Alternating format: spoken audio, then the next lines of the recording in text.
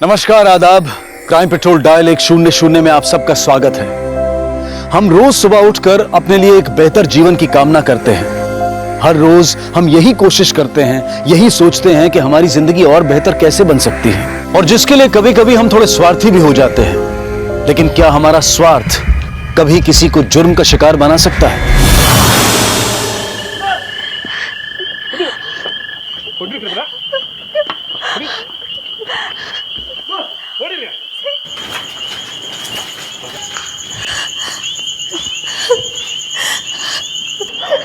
अब तू यहीं सड़ेगी और इस गांव का कोई आदमी तुझे बचाने नहीं आएगा।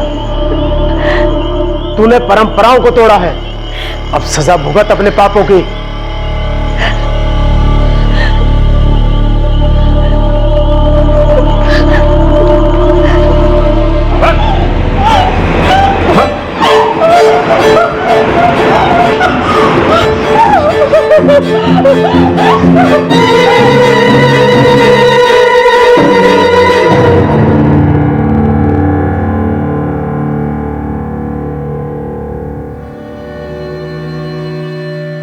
एक माँ जो अपनी बेटी को किसी परंपरा से बचाना चाहती थी, कैद थी, और उसकी बेटी उससे कोसों दूर एक अस्पताल में पड़ी थी।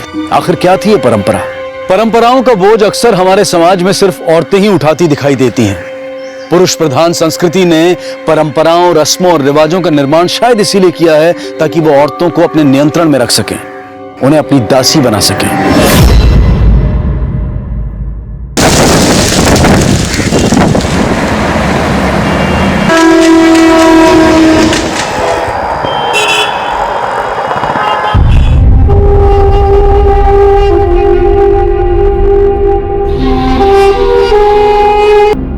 तुम सब कुछ छोड़ के आ गया। अम्मा, तेरे पे बहुत गुस्सा था मैं, पर अब नहीं। मेरा भाई पृथ्वी न जाने कैसा होगा, क्या कर रहा होगा, स्कूल जाता होगा कि नहीं जाता होगा।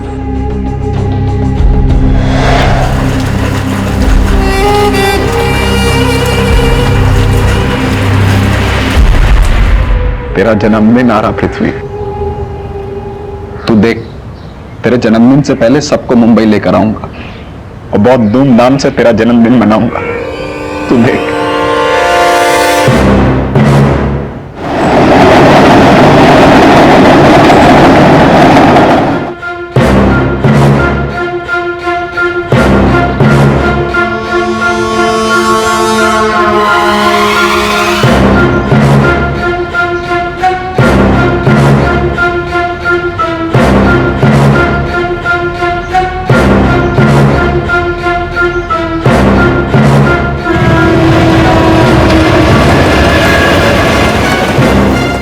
एक परिवार बिछड़ चुका था। बड़ा भाई कृष्णा जो सबसे बेहतर हालत में था और अपने पूरे परिवार को मुंबई लाने के सपने देख रहा था, पर उसे पता भी नहीं था कि उसकी बहन किसी अस्पताल में थी और उसकी माँ एक गुफा में। जिस परंपरा से दूर भागता वो यहाँ आया था, उसी परंपरा की गिरफ्त में थी उसकी माँ। और मुंबई में ही कहीं उसका छोटा भाई जो सिर्फ 11 साल का था, वो आज सड़कों की खाक छान रहा था।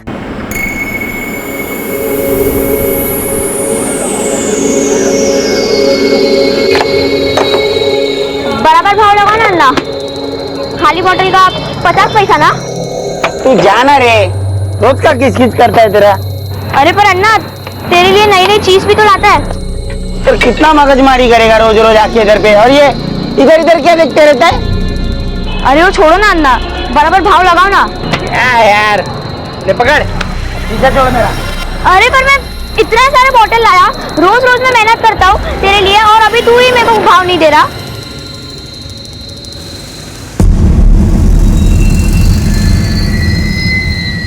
और रोज रोज का आके ना, ये लड़का भी ना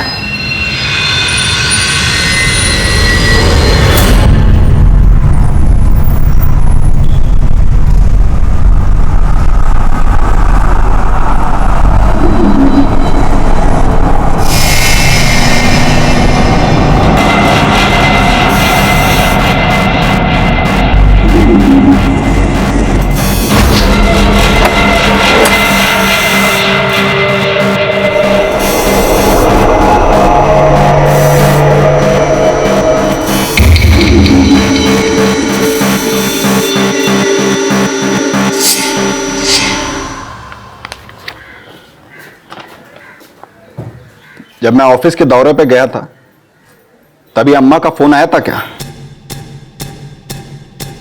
नहीं। नहीं आया था। ये नंबर देख, इस पे 4 मिनट किसने बात की? तेरे बूथ ने? क्यों छुपाया मुझसे? बोल। तेरे को पता ना कि अम्मा का मेरे सिवा कोई नहीं, तब भी तू चुप रही। बोल अम्मा ने क्या कहा? हाँ, बीमार है वो, पैसे चाहिए उसको। बताना। तुलसी के बारे में कुछ बताया?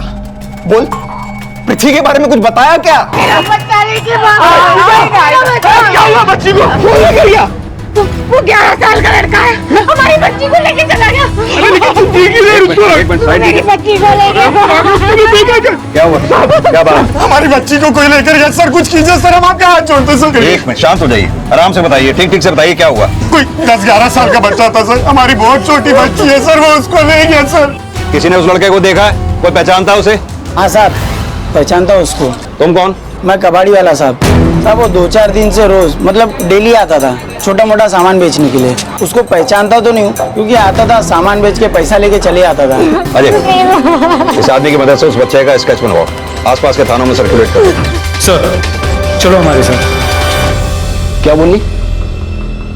2 महीना पहले फोन आया था अम्मा का। बता क्या बताया था अम्मा ने? बोल। बता दो। हेलो। हाँ माँ, हम लोगों की बहुत बुरी हालत है। अब हम लोग गांव में नहीं रह सकते। कृष्णा एकदम ठीक बोलता था कि हम लोग को गांव छोड़ देना चाहिए। पण तू बोलना कृष्णा को कि हम लोग जल्दी मुंबई आ रहे हैं। पृथ्वी तो मुंबई जाने के नाम से खुश है। तो कैसी औरत है, इतनी बड़ी बात छुपाया? भूल गई। इतनी बड़ी बात भूल गई। सच बोलना। तू चाहती नहीं कि वो लोग इधर आए, पर वो लोग आएंगे इधर। मैं लेकर आऊंगा। न जाने कैसे होंगे अम्मा, तुलसी और पृथ्वी।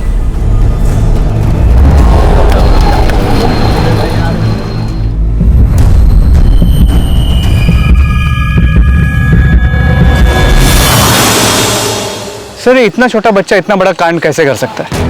तो मुझे लगता है बच्चा किसी चाइल्ड ट्रैफिकिंग गैंग के लिए काम करता होगा। अजय एक काम करो, अपने एरिया के चाइल्ड ट्रैफिकिंग हिस्ट्री शीटर्स की लिस्ट निकालो, सबसे पूछताछ करो। लेकिन अजय मुझे नहीं लगता है ये किस्सा कोई चाइल्ड ट्रैफिकिंग का है। सर ऐसा क्यों? सोचो ना, एक 10-11 साल का बच्चा, छोटे छोटे बच्चे अगर चुराता हो तो इससे पहले भी तो बच्चा चोरी होने की कोई कंप्लेंट हमारे पास आई होती। हो सकता है उस 10-11 साल के लड़के की उस लेडी या उसके हस्बैंड के साथ कोई जाती दुश्मनी हो। क्या नाम है उस लेडी का? स्मिता शिंदे। ये स्मिता शिंदे के अड़ोस पड़ोस में अच्छी तरह से पूछताछ करो, हो सकता है इस केस से जुड़ी कोई लीड मिले। सर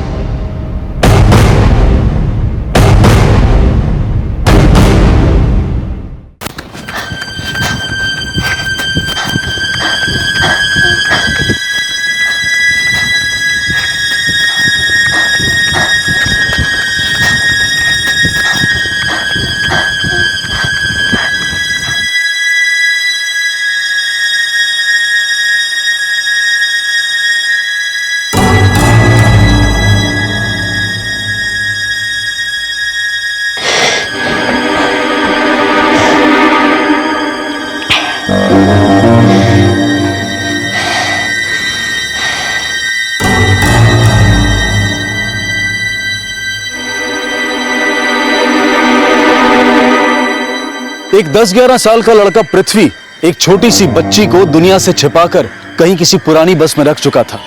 वो उसका ध्यान भी रख रहा था, पर वजह क्या थी? क्या उसका कोई रिश्ता था उस बच्ची से, या फिर कोई दुश्मनी थी शिंदे परिवार से? शिंदे भाई का उस लड़के से या फिर यहाँ रहने वाले से किसी से कोई झगड़ा? उतना तो पता नहीं साहब। जो लड़का वो बच्ची चुरा के भागा है, उसे पहले कभी आपने देखा था? नहीं साहब। हाँ वो शिंदे भाई है ना, 15 दिन पहले इधर रहने को आई। तो फिर पहले कहाँ रहती थी वो? हाँ वो बोली थी कृष्णा नगर, वहाँ से यहाँ आई थी रहने को। उधर उनकी खोली है।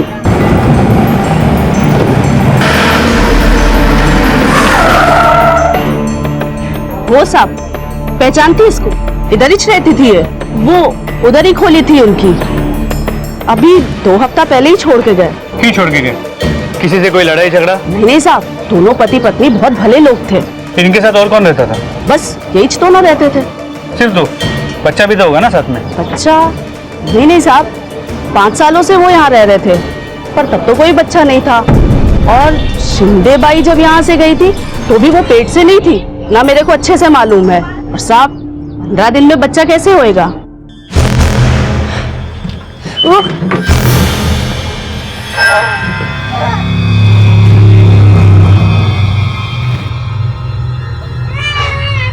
अरे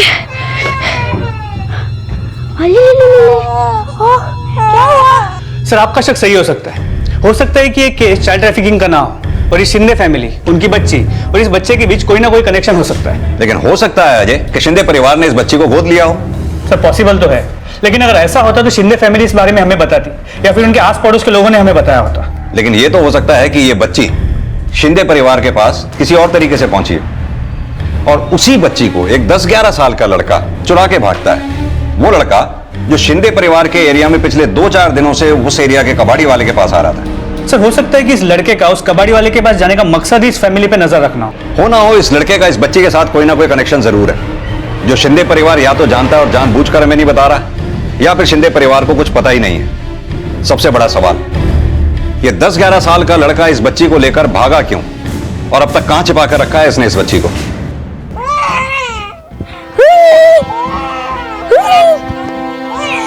अरे कितना रोएगी ये देख। अरे ये देख।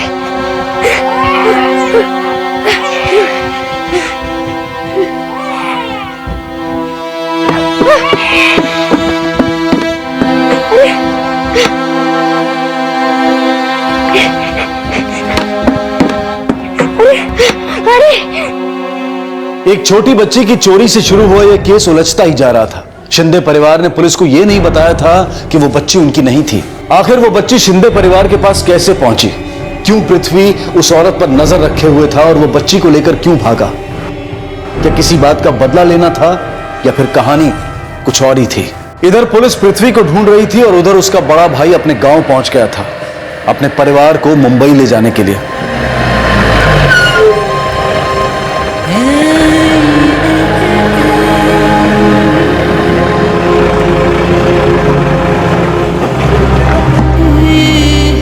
अरे भागो भागो भागो बाबा, भागो बाबा, तुलसी दाई पकड़ लेगी।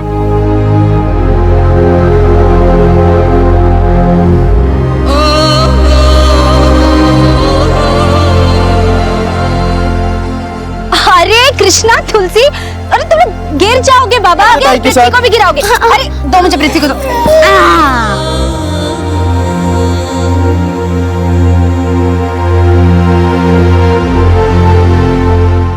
अरे अरे साहब, हमें क्यों लेकर जा रहे हो? अरे ये कमाल है यार, हमारा ही बच्चा गायब और हम ही थाने लेकर जा रहे हो। हमने कुछ सर सुनिए तो, सर हम लोगों ने किया क्या?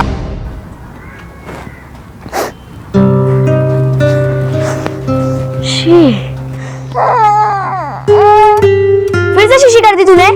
अब कौन साफ करेगा ये? कितनी गंदी है तू। अरे ले, और बुरा लगा। सारी और ले। मैं साफ करूंगा। रुक।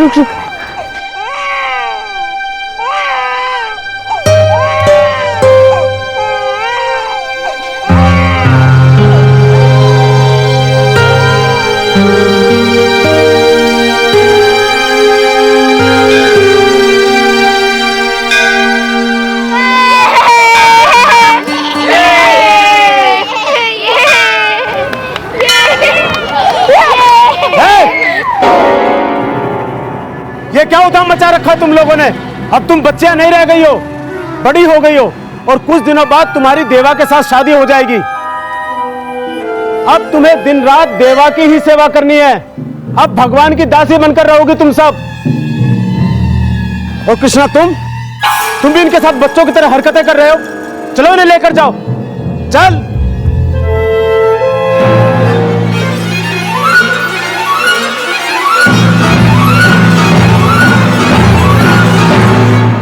छोड़ो हमें। हमने क्या किया है? हमें क्यों यहाँ पे लेके आए?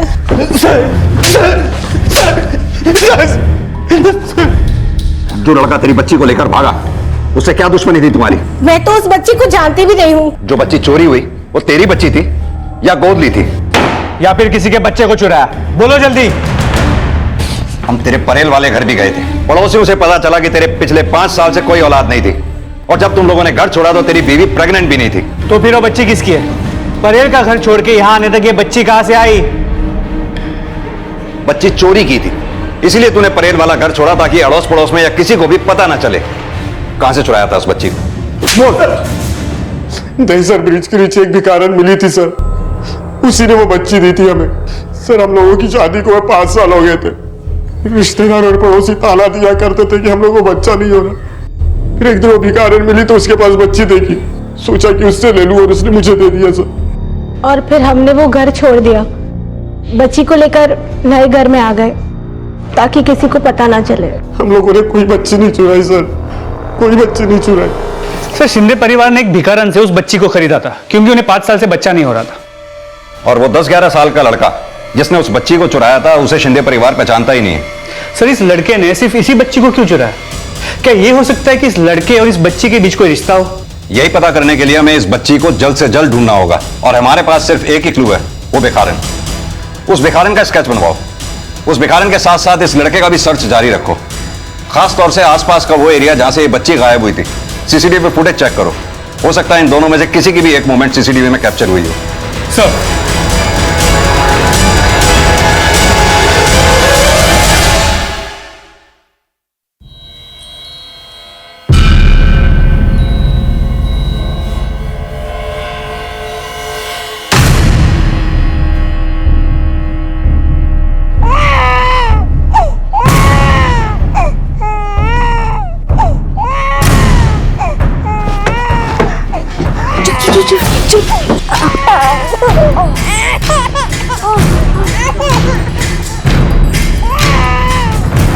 चुप हो जा, चुप हो जा।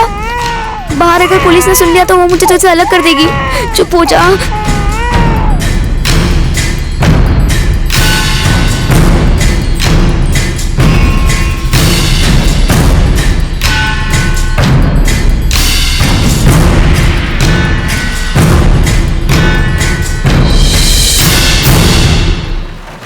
किसे ढूंढ रहे हो? कोई दासी ढूंढ रहे हो क्या? कोई दूसरी ढूंढ लो। अरे इनके बारे में बात करना भी पाप है, ऐसा पुजारी जी का आदेश है, समझे?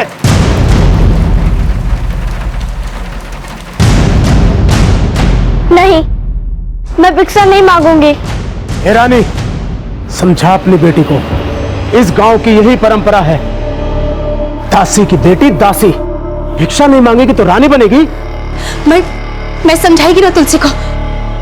मेरी बहन भिक्षा नहीं मांगेगी। कृष्णा, तू बीच में मत बोल। तेरी बेटी की शादी हुई है देवा से। किससे? देवा से। इसे परंपराओं का पालन तो करना ही पड़ेगा। पूरे गांव पर प्रकोप होगा देवा का, और तेरे पुरखे तुझे स्वर्ग से श्राप देंगे, इतना याद रख। श्राप? माफ कर दीजिए पंडित जी, मैं समझाएगी ना कृष्णा और तुलसी को।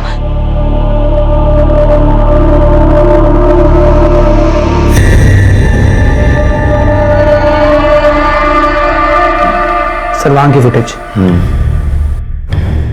एक मिनट, पीछे लेना जरा, जूम करो उसको। ये बात तो कंफर्म है, ये लड़का इस बच्ची को लेकर भागा।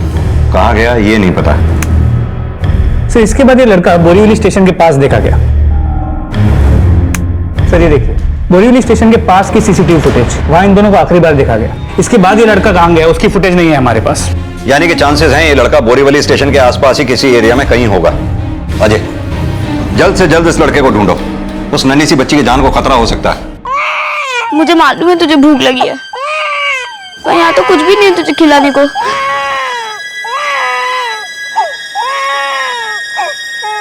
मैं तेरे लिए खाना लेके आता हूँ, ठीक है? तू डरना मत, मैं अभी आता हूँ। हाँ?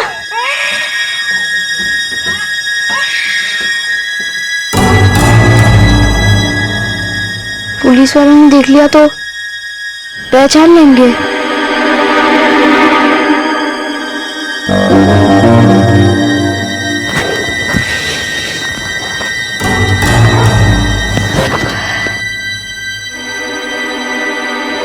आता हूँ बाबू।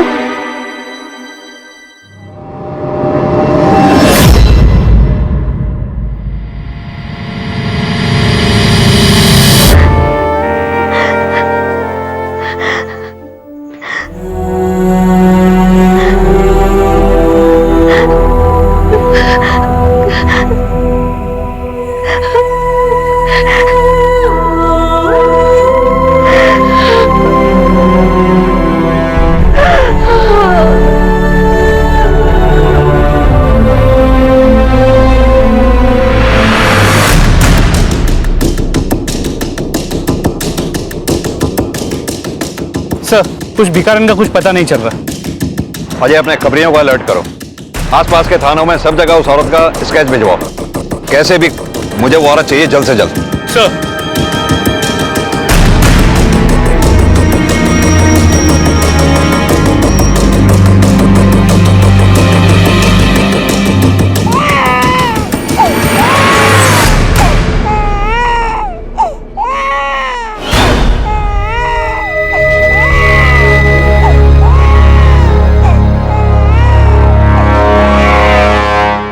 हाँ चंदू बोल, कहां पे? दहीसर ब्रिज। ये पक्का वो स्केच वाली भिखारन है। ठीक है, तो उस पर नजर रख, हम लोग अभी आते हैं। उस गांव का कोई भी केस हम लोग नहीं देखते। साहब ऐसा मत बोलो, मेरी बहन, मेरी अम्मा, मेरा छोटा भाई तीनों गायब हैं। तो इस दासी वाले मामले में पुलिस कुछ नहीं कर सकती। आप जाओ। साहब, ओ साहब, बोला ना जाने को।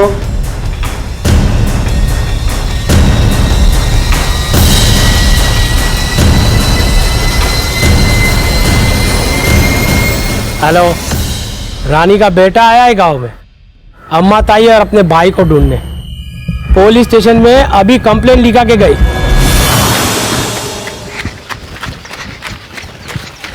बाबू, बाबू देख मैं दिल्ली क्या क्या लाया।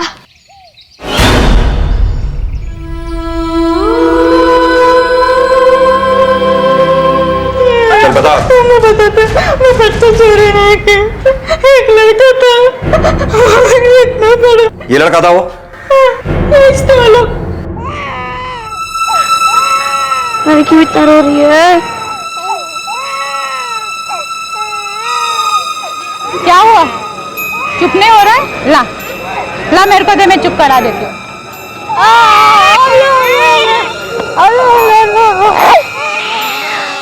प्यास लगी है? जा उधर बोतल रखी, पानी पी ले।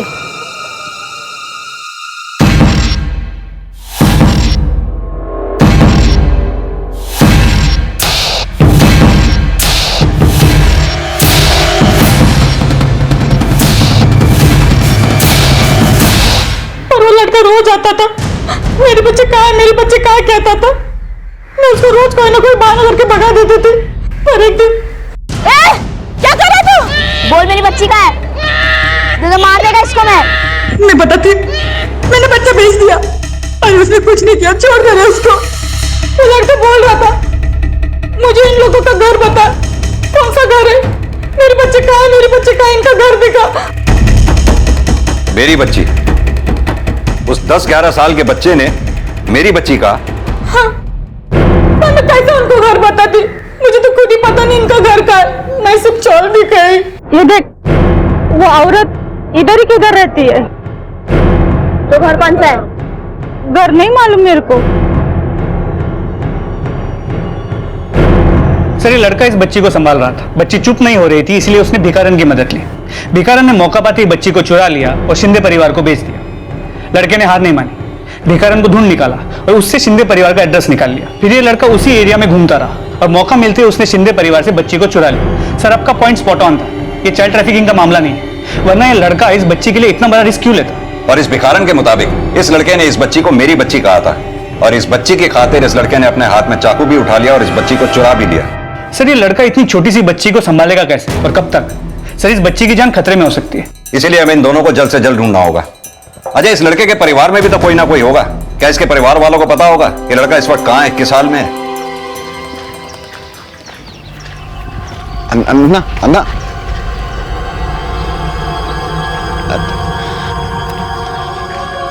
चिकम्मा, चिकम्मा, अम्मा को दिखा क्या? तुलसी को कुछ मालूम है क्या पृथ्वी किधर है? चिकम्मा,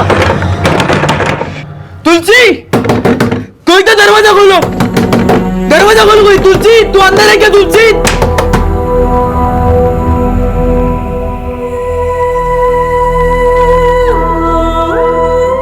तुलसी,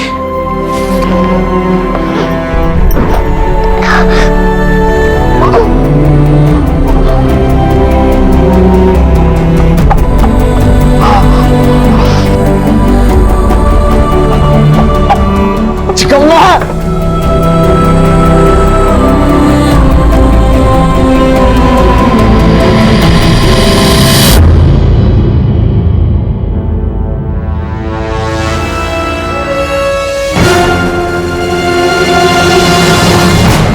सर सर, ये ऑटो वाला मिला है, ये मीरा रोड का है और ये इस बच्चे को पहचानता है। हाँ साहब, मैंने छोड़ा था इस बच्चे को और मीरा रोड से उठाया था। और साहब इसके साथ में एक लड़की और एक बच्ची थी। साहब 2 महीने हो गए, लेकिन मेरे को अच्छे से याद है मेरे को।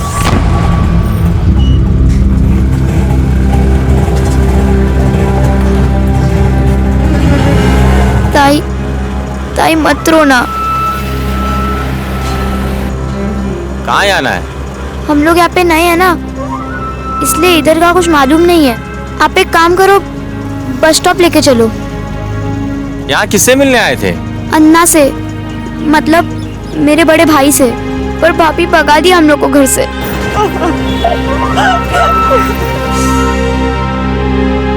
साहब जब बस स्टॉप पहुंचे तो बोले दूसरे बस स्टॉप पे लेके चलो, और सब वो रो रहे थे और उनके पास पैसे भी नहीं थे।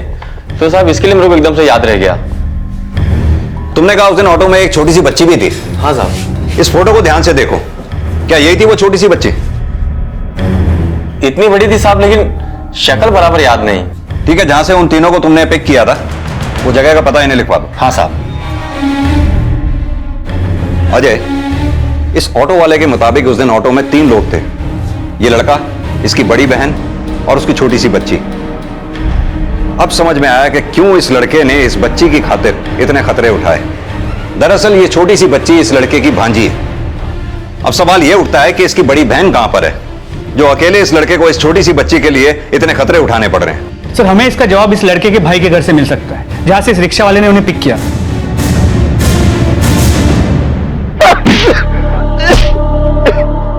कोई भी इसकी मदद नहीं करेगा, और जो भी इसकी मदद करेगा उसका भी वही हाल होगा जो पिछले 2 महीने से इसकी मां का है।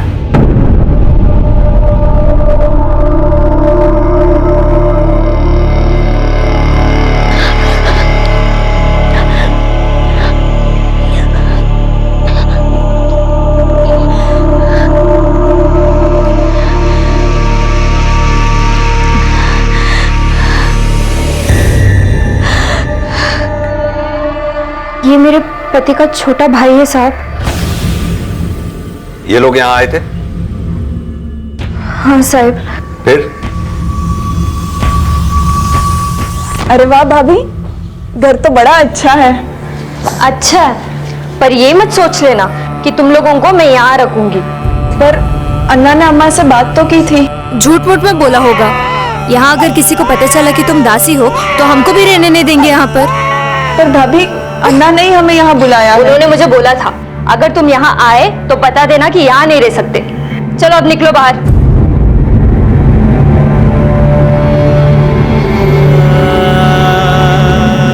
अपने गांव से वहां की कुरीतियों से छुटकारा पाने के लिए तुलसी अपनी बच्ची तारा और अपने छोटे भाई पृथ्वी को लेकर मुंबई आई थी। वो दासी परंपरा से मुक्ति चाहती थी। वो अपने लिए और अपनी बच्ची के लिए एक बेहतर जिंदगी चाहती थी। लेकिन अपने भाई के घर पनाह न मिलने के बाद वो एक दूसरे से कैसे बिछड़ गए।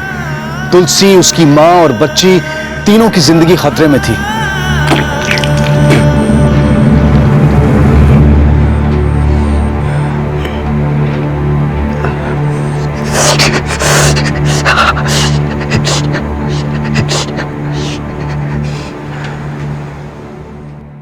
तुलसी के पीछे क्यों भागा था? बोल। अम्मा तू छोड़ दे मुझे। चल। कैसी अम्मा है तू? अपने आंखों के सामने अपनी बेटी पर ऐसा अन्याय कैसे देख लिया? अब मैं यहाँ नहीं रहूंगा। कृष्णा, गलती हो गई अम्मा, छोड़ के नहीं आना चाहिए था तुम लोगों को, साथ लेके आना चाहिए था।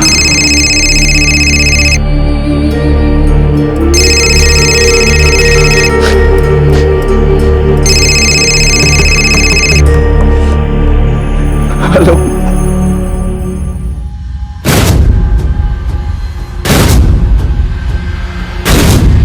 क्या?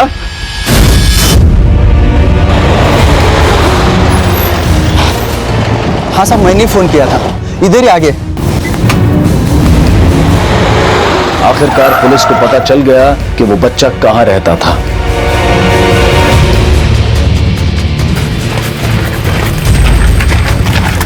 सब यहाँ पे।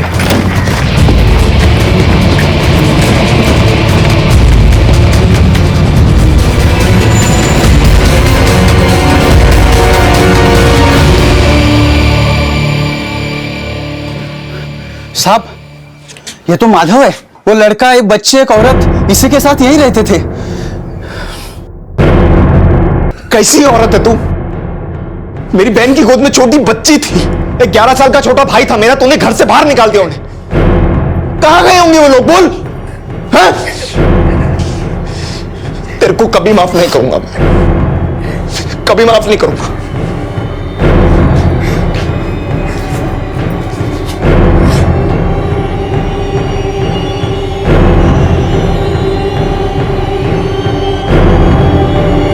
सर,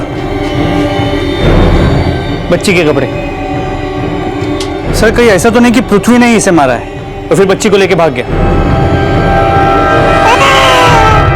अरे तुझे क्या हो गया? क्या हो गया तुझे? क्यों इतना रो रही है? चुप हो जा। अरे तुझे तो बुखार है। तुझे बुखार कैसे हो गया? बुखार? तुझे बुखार? मैं क्या करूं? मैं नहीं जानता ये आदमी कौन है। तुम्हें चोट कैसे लगी? वो सर गांव गया था, वहीं पर ही।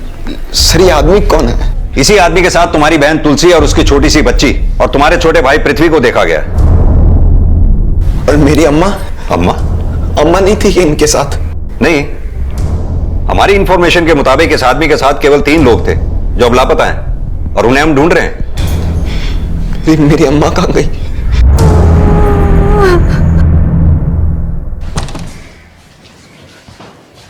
सर, इस माधव की पूरी कुंडली निकाल ली है। ये सही आदमी नहीं था। लड़कियों को मुंबई में ले आके बेच देता था और खुद गायब हो जाता था।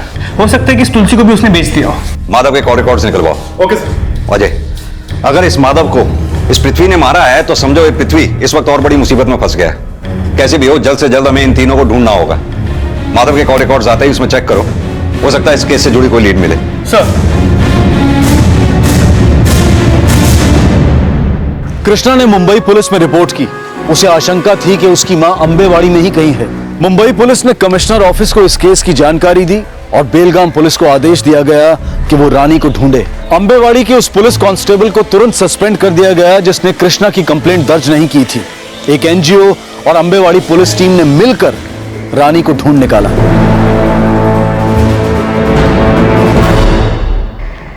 जिंदगी नरक हो गई थी साहब। मेरी बेटी तुलसी जब उसको बेटी हुई तो मैं पुजारी जी के पास गई उनको ये बोलने के लिए कि मैं अपने नातिन को दासी नहीं बनाएगी। तू गांव की परंपरा को नहीं मानेगी तो सबका बुरा हाल होगा। कान खोल कर सुन लो तुम सब लोग। दासी की बेटी दासी, यही नियम है और यही धर्म। फिर मैंने अपने बड़े बेटे कृष्णा को मुंबई में फोन किया। कृष्णा से बात तो नहीं हुई पर मन में एक आस थी, कृष्णा हम सबके लिए कुछ तो करेगा। फिर मैं, तुलसी और पृथ्वी हम लोग सब सामान लेकर रात को भागे भी।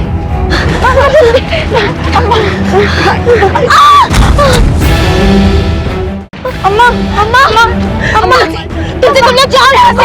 मेरे पैर में चोट लगी, मैं नहीं भाग पाऊंगी। तुम लोग भागो यहाँ से, जाओ यहाँ से। मिट्टी को लेकर भाग यहाँ।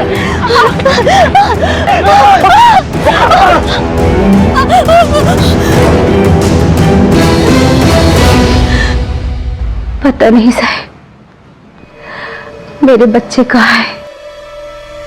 सर, ये माधव के कॉल रिकॉर्ड्स के मुताबिक ये माधव इस नंबर के साथ रेगुलर टच में था। ये नंबर किसी सतीश के नाम पे रजिस्टर्ड है। सर, ये ऑर्गन डोनेशन रैकेट के चक्कर में अंदर जा चुका है लेकिन सबूत ना मिलने की वजह से रिहा हो गया। इसका काम गरीब औरतों को फंसा के उनके ऑर्गन चुराना है। उठा के लाओ सतीश को। देख सतीश, साफ साफ बता क्या किया तूने तुलसी के साथ। अगर आज तू सच नहीं बोला ना तो तेरा एक एक ऑर्गन निकालकर तुझे ही दूंगा बेचने के लिए। माधव ने मिलाया था साहब मुझे तुलसी से, जिसको हमने पनवेल वाले बंगले पे छोड़ दिया जहां से हम ऑर्गन का धंधा करते हैं साहब।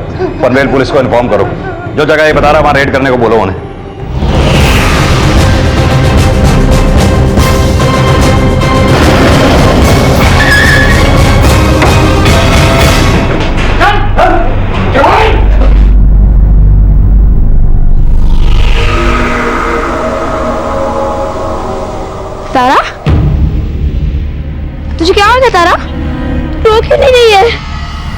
क्या हो गया तुझे?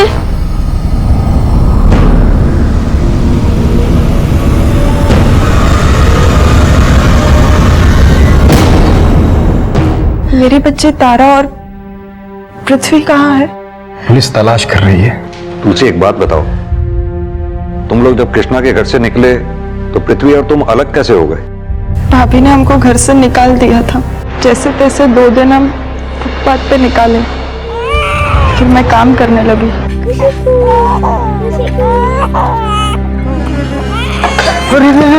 वहां मैं माधव से मिली, मदद करता था वो, अच्छा दोस्त बन गया। फिर मैं उसी के साथ बस में रहने चली गई। सब ठीक ही चल रहा था। एक दिन माधव मुझे पनवेल ले गया, कुछ बताया भी नहीं और मुझे बेच दिया साहब।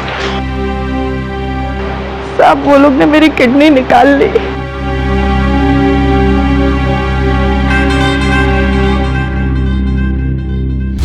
तारा मिल जाएगी ना साहब?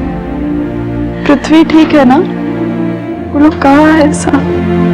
तू रोएगी तो मैं डांटेगा नहीं। मेरी बच्ची रो नहीं रही है, देखो ना मेरी बच्ची रो नहीं रही है, प्लीज मेरी मदद करो।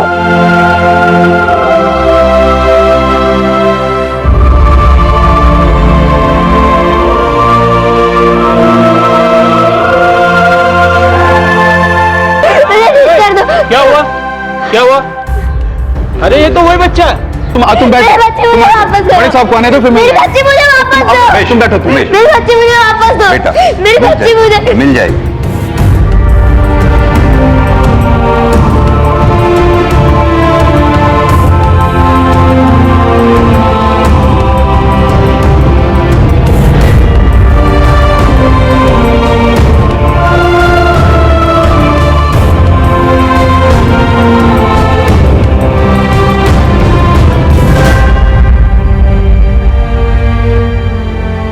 बेटा, बच्ची के साथ तुम जिस बस में रहते थे वो जगह हमने देखी। क्या हुआ था उस दिन? ठीक ठीक बताओ।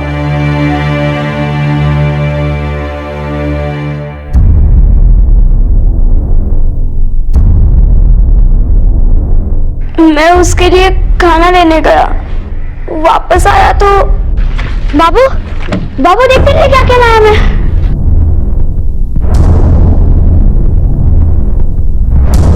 कहाँ था तू? मेरी ताई कहाँ है? हाँ, पता है कितनी तकलीफ हो रही थी मुझे तारा को संभालने में। कहाँ है मेरी ताई? रे बेच दिया रे तेरी ताई को। अब तक तो काट पीट के फेंक दिया होगा, अब भी इस बच्चे को बेचने का है। कब तक संभालेगा रे तू इसको? चला पर वो आंखें नहीं खोल रही थी। अब कैसी है तारा? मुझे उससे मिलना है। तारा की चिंता मत करो बेटा, तारा अब ठीक है। उसे बस थोड़ा बुखार हो गया था और वो डॉक्टर की निगरानी में है। बहुत जल्दी आप लोगों को मिल जाएगी।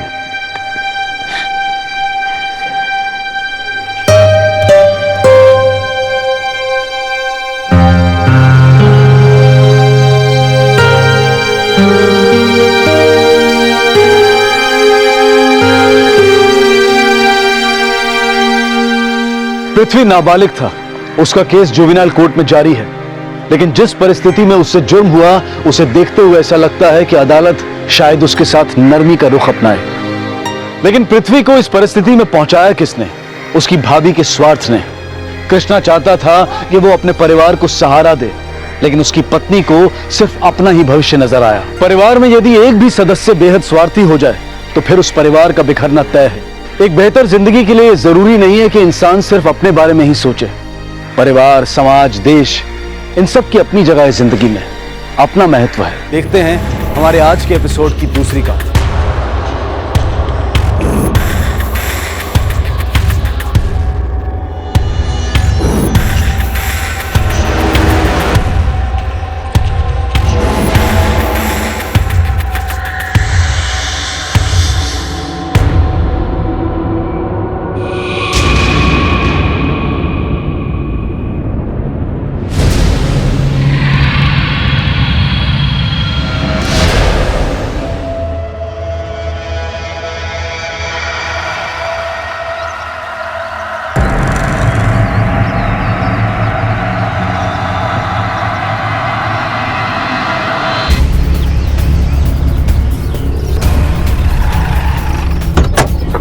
साहब वो देखो साहब, खोलो उसको।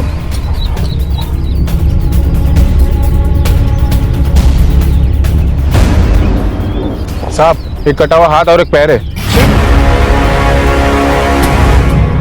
इतनी हैवानियत, इतनी नफरत, वो कौन लोग होते हैं जो इतनी निर्ममता से किसी की जान ले लेते हैं? लेकिन सच्चाई तो ये है कि वो हम जैसे ही और हमारे आसपास के ही लोग होते हैं जो अपने अंदर एक शैतान छिपाए रहते हैं। आज की कहानी भी कुछ ऐसी है। ये केस जितना डरावना था उतना ही पेचीदा भी था। इस गुत्थी को सुलझाना पुलिस के लिए आसान नहीं था। ये एक ऐसा क्राइम था जिसे सुलझाने में पुलिस को काफी मशक्कत करनी पड़ी।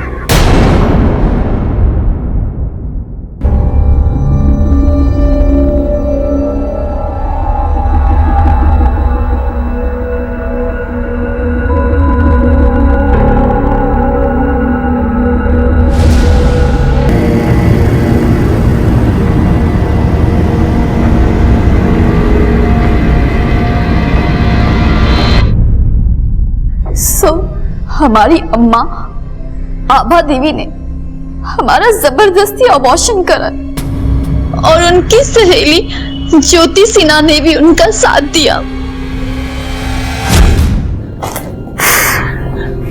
कनक का अबॉर्शन करवाना ही पड़ेगा। अपनी इज्जत बचाने का और कोई चारा मुझे नजर नहीं आ रहा। तुम हमारा साथ दोगी ना? बिल्कुल साथ दूंगी। मैं तुम्हारी सहेली हूं ना। ज्योति एक तुम ही हो जो हमें समझती हो, वरना तुम तो अच्छी तरह से जानती हो कि हम दोनों के घरों में क्या चल रहा है। अम्मा ऐसे कैसे कर सकती है?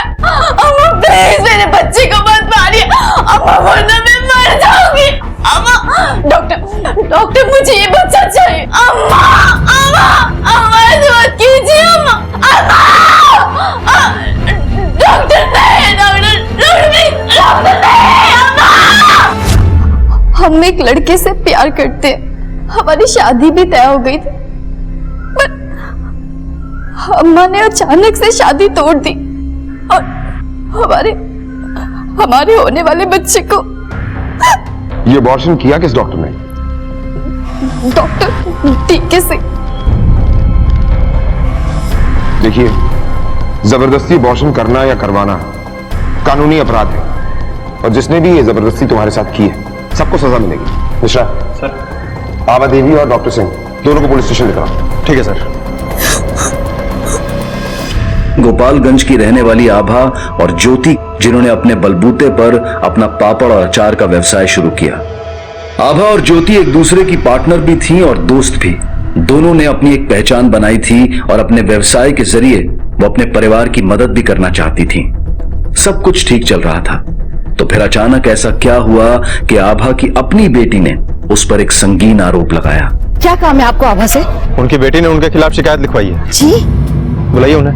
वो जिन दुकान पर पापड़ अचार देती है वहाँ गई है पैसे लेने, ज्योति भाभी के साथ। नंबर है उनका? हाँ है। दीजिए।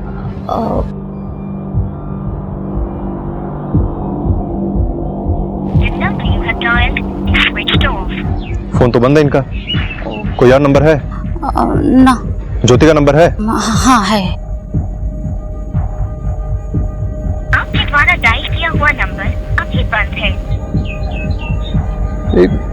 इन दोनों का नंबर बंद है।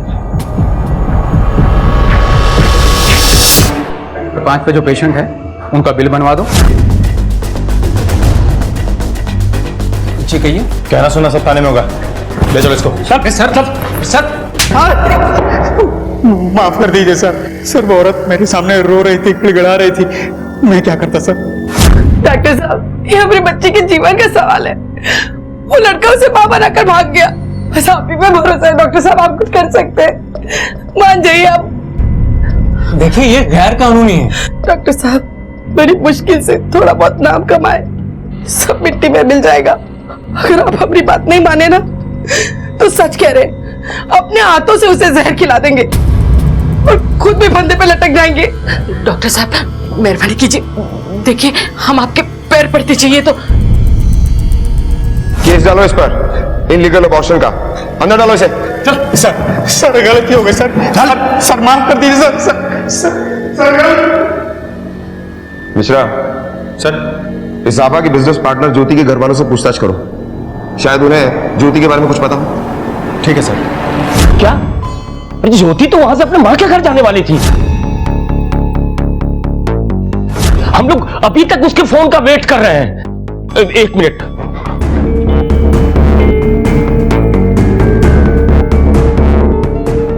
अभी भी उसका फोन नहीं लग रहा है।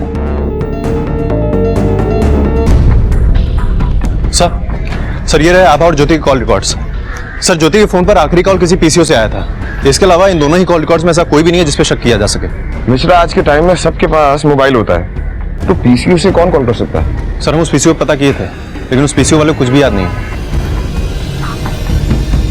मुझे नहीं पता सर। अरे कोई आइडिया तो होगा ना? किया होगा किसी ने काम से। वैसे भी उनके जीवन में काम से बढ़कर कुछ नहीं है। समझ में नहीं आ रहा है क्या बोले क्या सोचे। देखिए, ये भी हो सकता है कि आभा को पता चल गया हो कि इसने उसकी कंप्लेंट की है। हाँ, और शायद इसीलिए वो अभी तक पुलिस के सामने नहीं आई है। और अब ज्योति ने भी आभा का साथ दिया है, तो इसीलिए ये दोनों फरार भी हैं। पता नहीं सर। तुम्हारा अबॉर्शन 2 दिन पहले हुआ था ना, तो कंप्लेंट इतनी लेट क्यों की? सर मुझ में इतनी हिम्मत नहीं थी, और कौन अपनी अम्मा के खिलाफ कंप्लेंट करेगा। मुझे नेहा दीदी ने समझाया कि अगर हमारे साथ गलत होता है तो हमें गलत के खिलाफ आवाज उठानी चाहिए, चाहे फिर कोई अपना ही क्यों ना हो।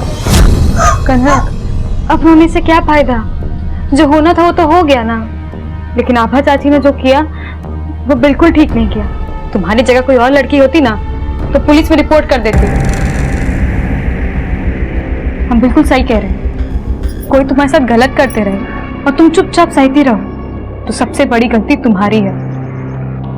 और आभा चाची ने तो तुमसे तुम्हारा बच्चा छीन लिया। ये नेहा तुम्हारी माँ की पार्टनर ज्योति की बहू है ना? जी, और मेरी पक्की दोस्त। ठीक है मिश्रा। जी सर। ये आभा और ज्योति, इनके मोबाइल की लास्ट लोकेशन निकालो। जी सर।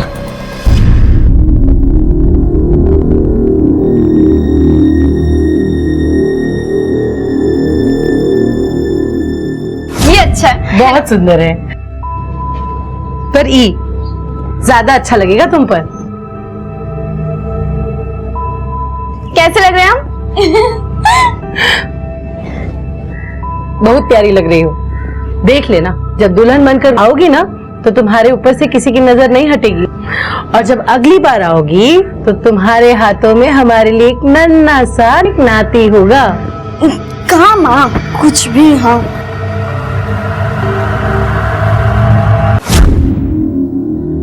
क्यों किया माँ ऐसा? सब बिखर गया। कभी कभी ना अपने बच्चे के भविष्य के लिए माँ इतनी स्वार्थी हो जाती है कि उसे अच्छा बुरा कुछ समझ में ही नहीं आता। मुझे तो आभा की चिंता हो रही है। कहाँ होगी बेचारी मेरी बेटी?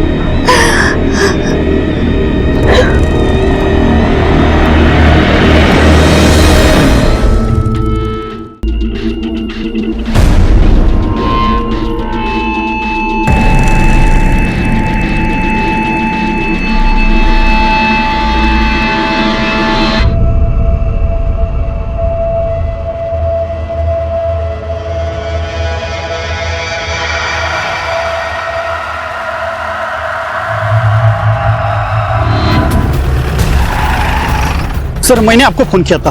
सर ये देखिए। खोलो से। सर इसमें कटा हुआ हाथ और पैर मिला है। ये हाथ पैर देख के मुझे लगता है किसी औरत के। क्या? आसपास देखो, कुछ मिलता है क्या? Okay sir. आसपास के सारे पुलिस स्टेशन में पता करो, किसी औरत की कोई मिसिंग रिपोर्ट है क्या? Okay sir.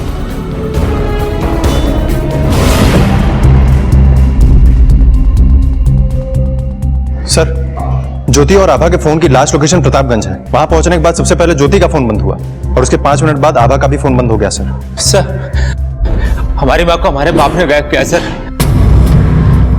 हमारा बाप हमारी माँ पे हमेशा शक करता है। हाँ हाँ, हम पहुंच जाएंगे समय पर। इससे पहले कभी लेट हुए है कहा? वैसे भी तुमसे भेंट हुए बहुत टाइम हुआ है। हाँ आ जाएंगे हम।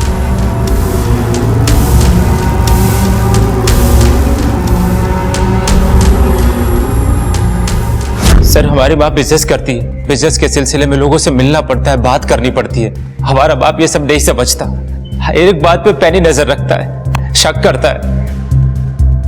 माँ के जाने से विकास का दिमाग खराब हो गया, पागल है वो। अब बताइए हम अपनी बीवी को कैसे मार सकते हैं? ज्योति का है, क्या किया उसके साथ? सब कुछ सच सच बता दो, वरना हम सच्चाई पता कर ही लेंगे। अरे सर हमको क्या पता, भाग गई होगी अपने यार के साथ। यार? कौन यार? जानते तुम उसे?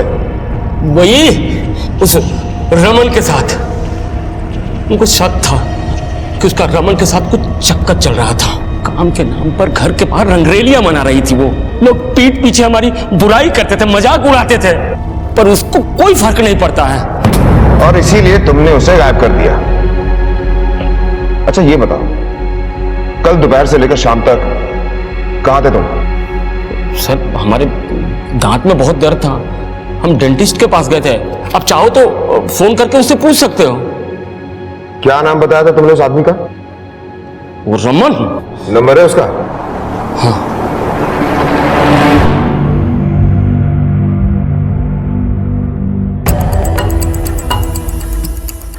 मिश्रा सर, ये आभा और ज्योति एक ही साथ एक ही जगह से गायब हुए हैं। एक केस भी सॉल्व हो जाए ना तो दूसरा केस अपने आप सॉल्व हो जाएगा। एक काम करो मिश्रा सर, ये रमन के बारे में सारी इंफॉर्मेशन निकालो, कॉल करो इसे। ठीक है सर।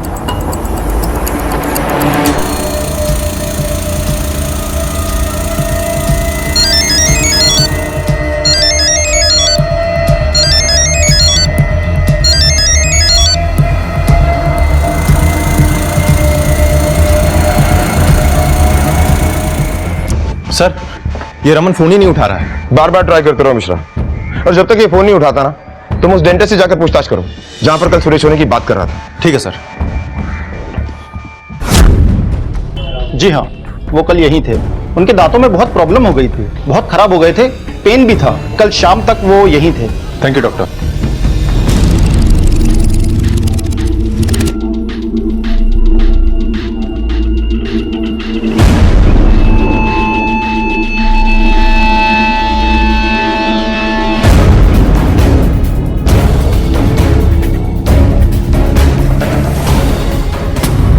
सर, इसमें धड़ और एक पैर है।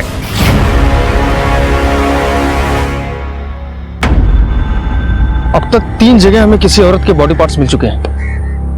हो क्या रहा है सर? सर, पोस्टमार्टम रिपोर्ट के अकॉर्डिंग ये मर्डर कल दोपहर के करीब हुआ है सर। और सर, जिस औरत की लाश मिली है उसका ब्लड ग्रुप बी पॉजिटिव है और उसकी उम्र लगभग 45 से 50 साल की है। और सर, बॉडी पे कहीं भी हमें बर्थमार्क नहीं मिला। एक काम करो सर, तुम्हारे पास जितनी मिसिंग कंप्लेन आई है इसे उन सबसे मिलाओ, और जितने पुलिस स्टेशन से मिसिंग इंक्वायरी आई है उन सबसे कांटेक्ट करो। Okay sir. इंस्पेक्टर साहब, मेरी बेटी भाग नहीं सकती, उसके साथ जरूर कुछ हुआ है। किसी ने उसे गायब किया इंस्पेक्टर साहब, किसी ने मेरी बेटी को गायब किया। जब कनक ने उसे बताया कि वो केशव से प्यार करती है तो बिना समाज की परवाह किए वो इस रिश्ते के लिए तैयार भी हो गई थी। लेकिन क्या? निकल जाइए आप हमारे घर से। आपके घर में अपनी बेटी ब्याहने से अच्छा है कि हम उम्र भर इसे अपने घर में कुंवारी रखें। आज आप लोग 10 लाख रुपए मांग रहे हैं, कल तो हमारी बेटी आपके पास होगी। दहेज के लालच में आप लोग कुछ भी। निकल जाइए आप लोग यहाँ से, इससे पहले कि दहेज मांगने के अपराध में हम आपको अंदर करवा दें। निकल जाइए। चल।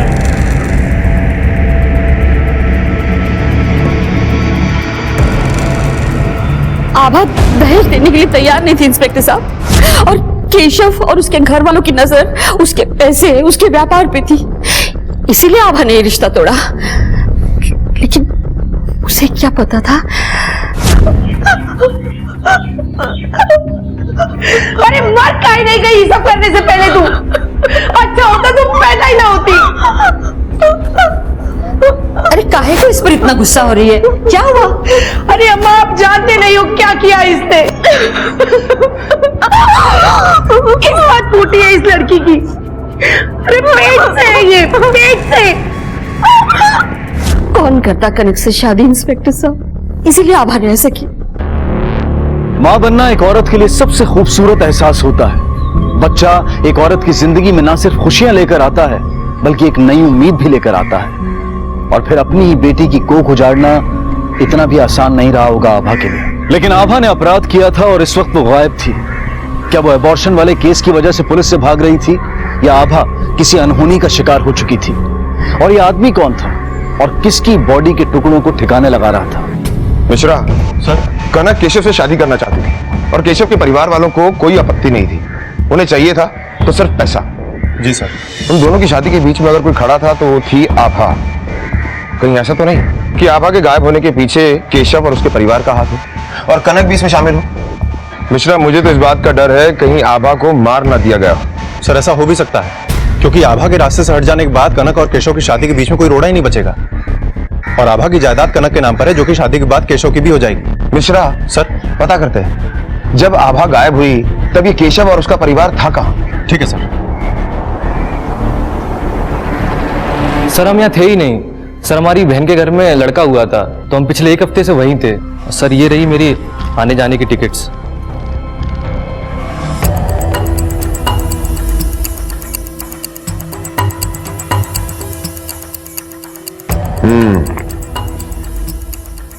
बड़ी तैयारी के साथ आए हो तुम।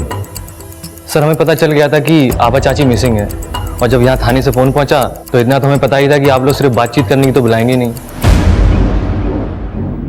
हमको बहुत डर लग रहा है, पता नहीं अम्मा कैसी होगी, किस हाल में होगी।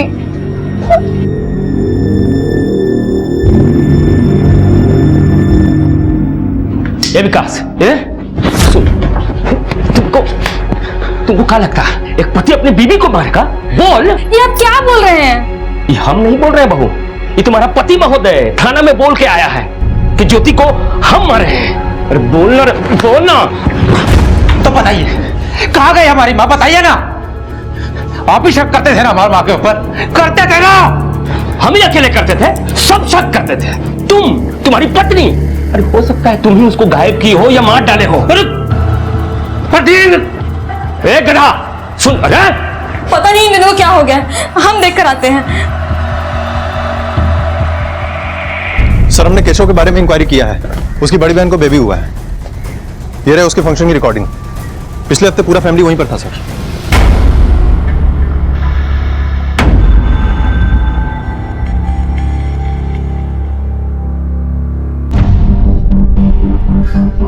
सब मुझे कुछ समझ में नहीं आ रहा। ज्योति चाची के घर वाले कह रहे कि ज्योति को इसने मारा, उसने मारा। पर मरने की बात कहाँ से आई सर? कोई मेरी माँ और ज्योति चाची को क्यों मारेगा? सर मैंने कंप्लेंट कराई थी इसलिए कि माँ दबाव में आके मेरी और केशव की शादी करा देगी और फिर मैं कंप्लेंट वापस ले लूंगी। पर मुझे नहीं पता मेरी माँ अब कहाँ चली गई। सर प्लीज मेरी माँ को वापस ला दीजिए। आप ज्योति की बहू है और इस दुनिया में किसी भी सास बहू की नहीं बनती। अच्छा, तो इसलिए आपको लगता है कि हमने अपनी सासू माँ को किडनैप किया या फिर उनको मार डाला? हमारी हालत देखिए सर, आपको ऐसा लग भी कैसे सकता है कि हम ये सब कर सकते हैं? वैसे भी विकास जी और पापा जी में बिल्कुल भी नहीं पड़ती, हर बात को लेकर वो एक दूसरे पर चढ़े रहते हैं। और पता नहीं विकास जी पे कौन सा भूत सवार हो गया था कि वो सब कह गए। अच्छा ये बताइए कि जब ज्योति और आभा गायब हुई तब आप कहाँ थी? बाजार गए थे सब्जी लेने के लिए। तो फिर आपने क्या किया? सर मैं ऑफिस में था, उसके बाद बैंक चला गया कुछ काम से। ईद की छुट्टी के बाद बैंक में काफ़ी भीड़ थी, इसलिए मुझे वहाँ थोड़ी देर हो गई। ठीक है, अभी आप जा सकते हैं।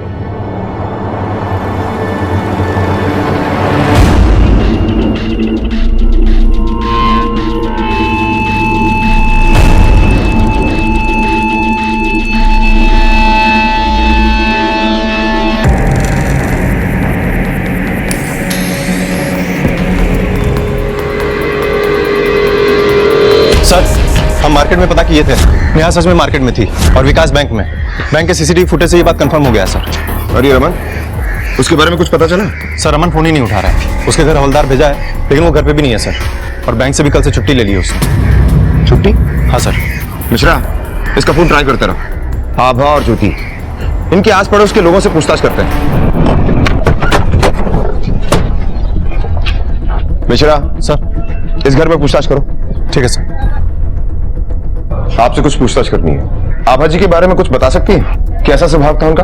आभा जी तो सबसे हंसकर मिलती थी, और कौन कैसा है ये हम कैसे बता सकते हैं, पर हाँ सब कहते थे कि उनका किसी के साथ चक्कर चल रहा था। चक्कर? किसके साथ? जी वो रमन बाबू है ना, उनके साथ। रमन बाबू? अब क्या बताए दरोगा साहब, ज्योति और रमन का किस्सा तो यहाँ हर घर में चलता है।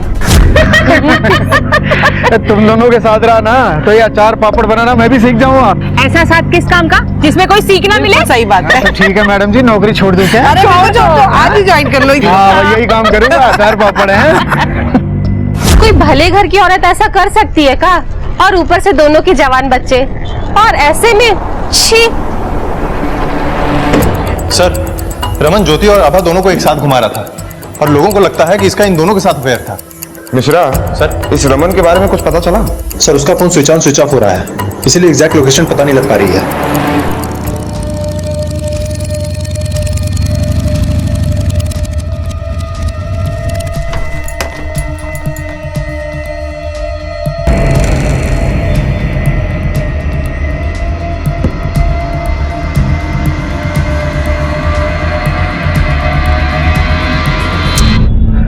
Miss call. अपने बीवी और बच्ची के लिए फुर्सत मिल गई आपको? अरे बेगम साहिबा, आप ही के लिए तो इतनी मेहनत करते हैं, और किसके लिए करते हैं? मेरा बच्चा यार, पापा का फिर फोन आ गया। ओफो, आप घर आए नहीं कि आपके फोन आना शुरू? अरे यार ये फिर किसी कस्टमर केयर से ही होगा, रुको। अरे भैया देखो, हमको कुछ नहीं चाहिए। जी सर, जैसे ही आप लोगों का फोन आया मैं सीधे ही आ गया। अच्छा हुआ तुम आ गए, अगर नहीं आते तो हम उठा कर ले आते तुम्हें। अच्छा ये बताओ कि आभा और ज्योति को कहाँ रखा है? सर सच में मुझे कुछ नहीं पता। हाँ मैं आभा ज्योति को जानता हूँ, वो सिर्फ इसलिए क्योंकि उन लोगों को लोन चाहिए था, और वो पड़ोस में रहते हैं तो थोड़ी दोस्ती हो गई बस। अच्छा ये बताओ कि आभा और ज्योति जब गायब हुए तुम कहाँ थे? मैं बैंक में था सारे टाइम। पुलिस को बेवकूफ समझते हो क्या? जिस बैंक में तुम काम करते हो ना, वहां सब पता किया। मिश्रा बैठो बैठो बैठो। अब ये बताओ कि उस दिन 4 घंटों के लिए तुम बैंक से कहां गए थे? सर मैं क्लाइंट से मिलने गया था।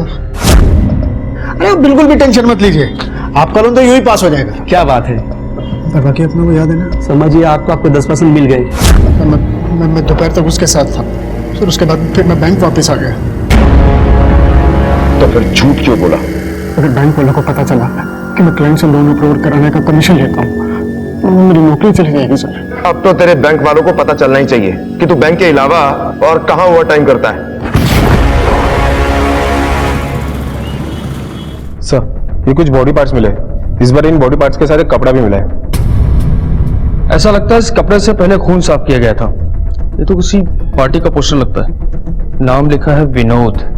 सर हम रमन के क्लाइंट से बात भी किए और उसके ऑफिस का सीसीटीवी फुटेज भी चेक किए हैं, रमन वहीं पर था।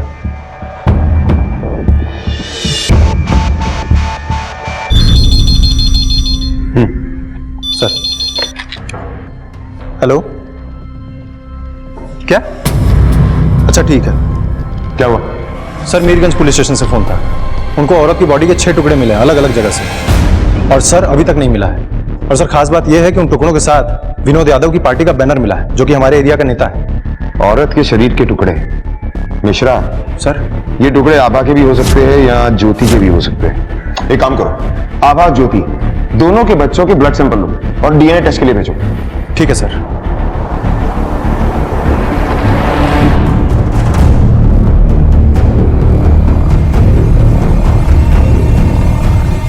सर कनक और विकास के ब्लड सैंपल ले लिए टेस्ट के लिए। Very good. जब तक इनकी रिपोर्ट नहीं आती तब तक इस विनोद यादव से पूछताछ करो। ठीक है सर।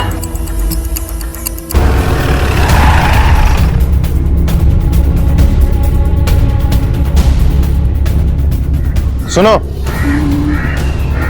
जी साहब। अरे नंदू, अभी तक तुम मार्केट नहीं गए? गाड़ी ही चमकाने में लगे हो। जाओ मार्केट जाओ पहले। हाँ हाँ हाँ मालकिन जाओ बेटा। हाँ जी बताइए क्या बात है? आप कौन है? मैं इनकी पत्नी। विनोद यादव जी से बात करनी है हमें, बुलाइए उनको। पर वो तो घर पे नहीं है। कहाँ गए हैं? अपने गोडाउन पे गए हैं। गोडाउन कहाँ है? अरे वहीं प्रतापगंज में।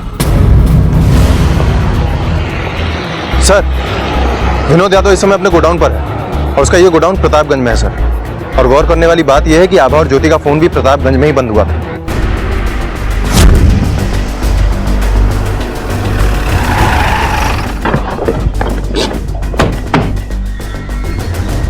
शटर खोलो। है दरोगा, ये तुम्हारा पुलिस थाना नहीं है कि मुंह उठाए चल दिए। प्राइवेट प्रॉपर्टी है हमारा। हमको लाश के टुकड़े मिले हैं और उन टुकड़ों के साथ हमें आपकी पार्टी का बैनर भी मिला है। तो इसमें क्या बड़ी बात है? आजकल हमारी पार्टी का बोलबाला है। हमें आपके गोडाउन की तलाशी लेनी है। पहले वारंट लेके आओ, फिर हम पूरा गोडाउन घुमाएंगे अपना। ठीक है, हम वो भी लेकर आएंगे।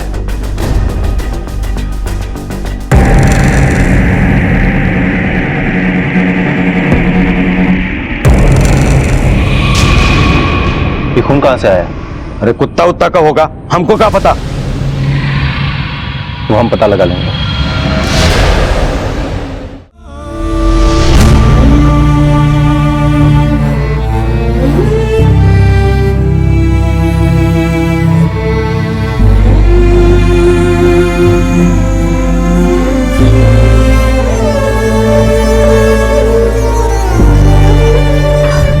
बेटा बेटा तू परेशान मत हो, तेरी माँ जल्दी मिल जाएगी।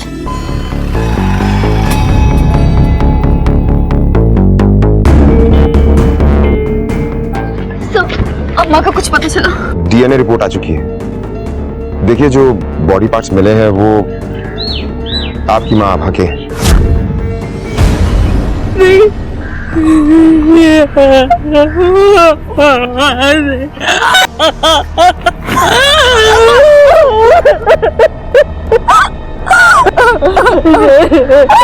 हम आपसे ये पूछने के लिए आए हैं कि आप किसी विनोद यादव नाम के आदमी को जानती हैं? जी सर, मेरी अम्मा का उसके साथ झगड़ा हुआ था। बेकार का समय नहीं है हमारे पास तुमसे बात करने का। चलो निकलो यहाँ से, चलो जाओ। बात करने आई भी नहीं है। वो जमीन हमारी है जिसमें तुम कब्जा जमाए बैठे हो। अरे इसकी जबान तो देखो, पहले तो पति को खा गई और अब वो बैंक वाले के साथ रंगरलियां मना रही है। हम काहे करेंगे किसी की जमीन पे कब्जा? वो जमीन हमारी है। इतना घमंड अच्छा नहीं है अपनी ताकत पर। हाँ है हमको ताकत पे घमंड इतना। क्या करेगी तू? थूकते हैं तुम्हारी इस ताकत पे। देखना चाहते हो तो लो तू।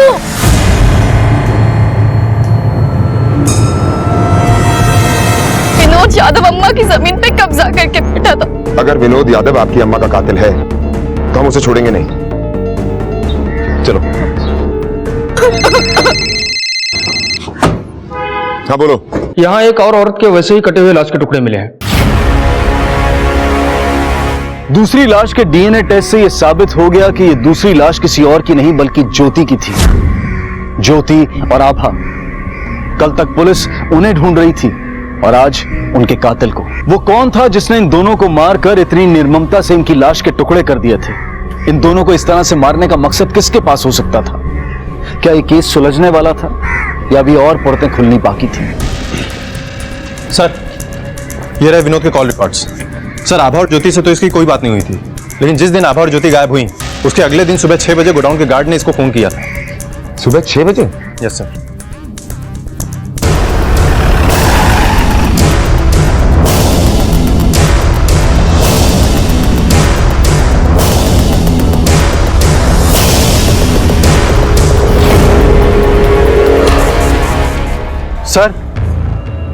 सर, ये तो उसी मॉडल की बाइक है जिसकी रिपोर्ट मिली थी। ऐसी ही बाइक पे कोई सवार आदमी बॉडी पार्ट्स फेंक रहा था।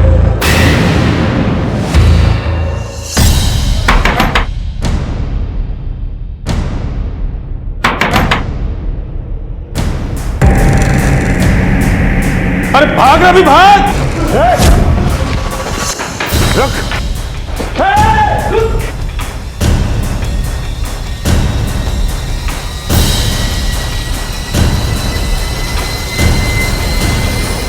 कहाँ भाग रहा है? कहाँ भाग रहा था? किससे भगाया तूने? कौन था वो? सर क्यों भागा? क्यों भागा? बोल।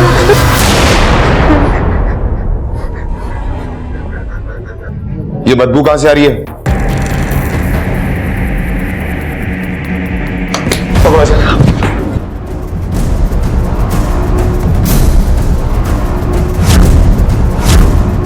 सर लग रहा है बदबू इधर से ही आ रही है। चेक करो मिश्रा। सर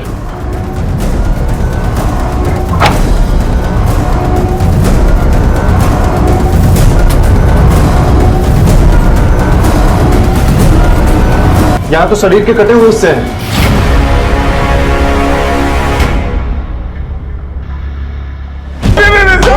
कुछ नहीं पता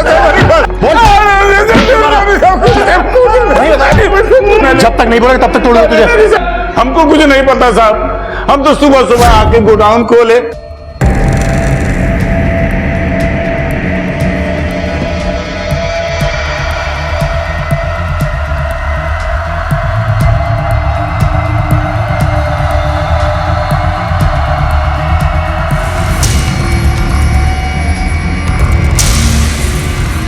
हाँ साहब।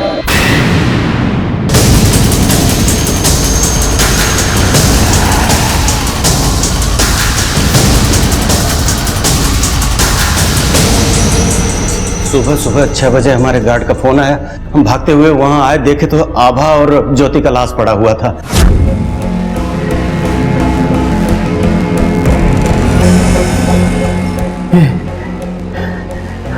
रघु, ये लाश हमारी लाश बना देगा।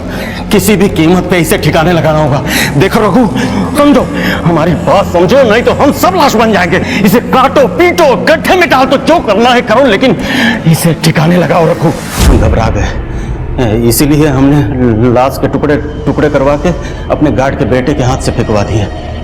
जब आप पहली बार हमारे गोडाउन पे आए तो अंदर गार्ड साफ कर रहा था, खून पड़ा हुआ था, तो हम इसीलिए हमने आपको अंदर नहीं आने दिया। सर आभा और ज्योति की पोस्टमार्टम रिपोर्ट आ गई है।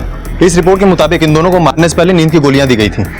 आभा को गला दबाकर मारा गया है और ज्योति की मौत सिर पे चोट लगने की वजह से हुई है। दोपहर में करीब 3 बजे सर।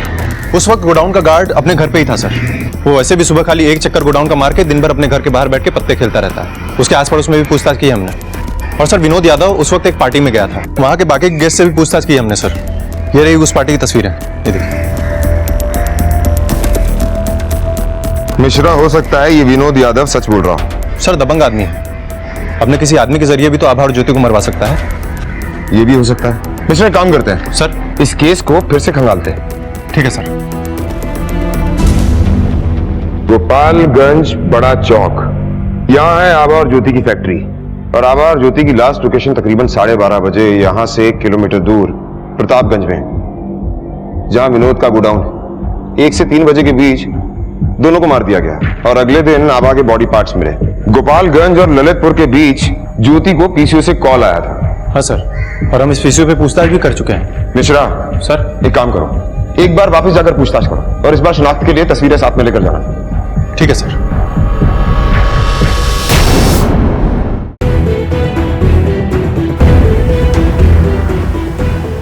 अरे सुनो, ये आदमी 3-4 दिन पहले आया था क्या यहाँ पे फोन करने?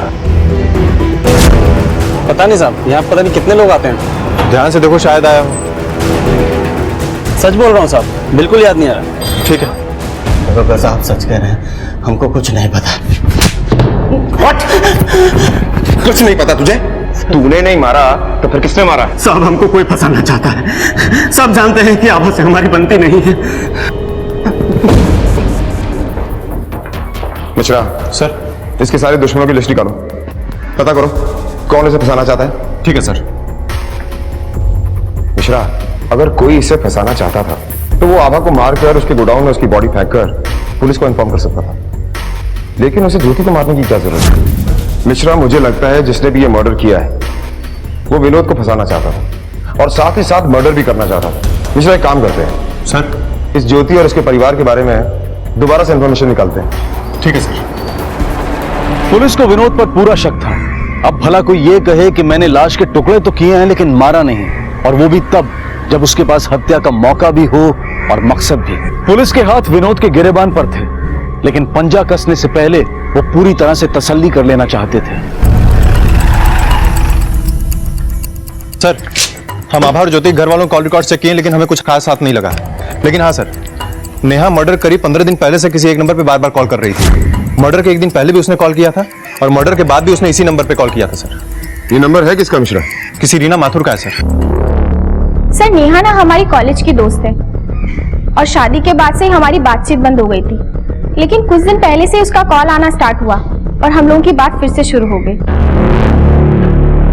सर आप हमसे क्यों पूछ रहे हैं? हम आपको बताए तो थे। हम पहले ऑफिस गए थे, उसके बाद बैंक चले गए थे। और कितनी बार बताए हम आपको सर? हम डेंटिस्ट के पास गए थे। अरे बड़े अजीब आदमी है आप। हम आपसे कितनी बार कह चुके हैं कि हम उस दिन बाजार गए थे। ये रही आपके मोबाइल की लास्ट लोकेशन। उस वक्त आपका मोबाइल घर पर ही था, है ना? हाँ, हमारा फोन घर पे रह गया था, हम बाहर ले जाना भूल गए थे। अच्छा, अपना फोन घर से ले जाना भूल गए और आपकी बहू भी अपना फोन घर से ले जाना भूल गई जब वो मार्केट गई। हो सकता है, इसमें कौन सी बड़ी बात है? बड़ी बात यह है कि आपका मोबाइल आपकी ऑफिस में था और आप बैंक में। हाँ सर, वो मेरा फोन बैंक में रह गया था। एक ही समय, एक ही दिन, एक पूरा परिवार ऐसी गलती कैसे कर सकता है? आपके पिता और आपकी बीवी का कहना है कि उनका मोबाइल भी घर पर रह गया था और आपका मोबाइल भी ऑफिस में रह गया था। मतलब सब लोग अपने मोबाइल से दूर थे। हाँ, तो इससे कुछ साबित नहीं होता है। एक के बाद एक जब परतें खुलेगी ना मैडम, तो सब कुछ साबित होगा। अच्छा, अब ये बताइए कि रीना आपकी दोस्त है ना? जिस दिन आपकी सास का खून हुआ उस दिन आप रीना से मिलने के लिए गई थी, क्यों? हाँ, वो हम बताते हैं। उस दिन आप उससे उसकी गाड़ी मांगने गई थी। कितने दिन हो गए ना मिले हुए? बहुत दिन हो गए। कॉलेज में मिलना होता था यार। और तू कैसी है? मैं ठीक हूँ, ले चाय पी। कितने महीने का है ये? इसे 7 महीने हो गए। अरे वाह। देखना, हम इतने दिनों से घर पे ही बैठे हुए थे, एकदम उकतार से गए थे, तो हम सोच रहे थे कि कहीं हम बाहर घूम आए, लेकिन देख हमारी गाड़ी ही खराब हो गई और अब ऐसी हालत में हमसे बस के धक्के नहीं खाए जाएंगे। तो हम सोच रहे थे कि तुम्हारी वाली गाड़ी है ना, वो हम ले लेके एक दिन के लिए। अरे हाँ, हमारी गाड़ी तुम्हारी गाड़ी, जब मर्जी वो ले जाना। याद आया? हाँ, वो हमारी गाड़ी खराब हो गई थी और हमें बाहर घूमने जाना था, बस इसीलिए उससे गाड़ी मांगी थी। लेकिन फिर माँ जी लापता हो गई। तो आपकी माँ जी लापता हो गई। इस परेशानी में भी आप रीना की गाड़ी की सर्विस करवाना नहीं भूली और जब उसे वापस करने के लिए गई आप, तो आपने कहा कि गाड़ी में बड़े मजे आए, है ना? सर नेहा ने अगले दिन ही कार वापस कर दी थी और उसके ब्रेक्स भी ठीक करवा दिए थे। एक बेटा जो अपनी माँ से इतना प्यार करता था, वो अपनी माँ के गुमशुदा होने के बाद उसे ढूंढने की बजाय अपनी बीवी की दोस्त की कार सर्विस करवाने में बिजी था। मिश्रा, ठीक करो इसे। और मार खाना है? गलती हो गई सर, जब मैं अपनी बीवी नेहा के बहकावे में आ गया था। हाँ, ये सब हमारी बहू नेहा का सोच था, लेकिन हम सब भी शामिल थे उसमें। हमारी सासू माँ ने हमारा जीना हराम कर रखा था। हमारे मायके वाले भी हमें ताना देते थे। हम सबने सोचा कि हम में से कोई भी मोबाइल अपने साथ नहीं रखेगा। ज्योति आभा के साथ अपने क्लाइंट से पैसे लेने बाहर गई थी। हमने उसे पीसीओ से फोन किया। हाँ ज्योति, अरे तुम्हारे कारखाने के लिए एक नई जगह देखी है। हाँ भाई, अभी चाबी मिला है, देखना पड़ेगा जल्दी। और तुम आ जाओ, हम इंतजार कर रहे हैं। हम रीमा की गाड़ी में उन्हें अपने साथ ले गए। ये कार किसकी है वो? माँ जी, ये गाड़ी हमारी फ्रेंड की है। बस आप लोगों को यहाँ छोड़ के उसके बाद हम और विकास जी आगे निकल जाएंगे। और वहां से हम लोग बस पकड़ कर चलेंगे, ठीक है? बहुत गर्मी हो रही है ना। माँ जी, आप ये पानी पीजिए ना, ठंडा है। हमने पानी में नींद की दवाई मिलाई थी। आभा चाची और माँ जी दोनों बेहोश हो गए। फिर हम उन सबको लेकर विनोद यादव के गोडाउन में आ गए। हमने पहले ही पता कर लिया था कि गार्ड वहां ज्यादा देर तक रहता नहीं था।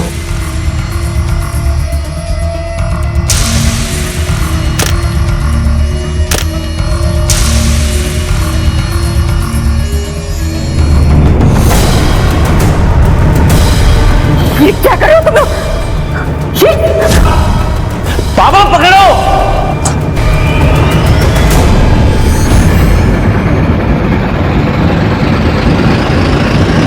हमने उन दोनों को वहां ले जाके मार दिया, उनकी बॉडी वहीं पे रह गई। पापा चाची की विनोद के साथ लड़ाई थी, हम जानते थे।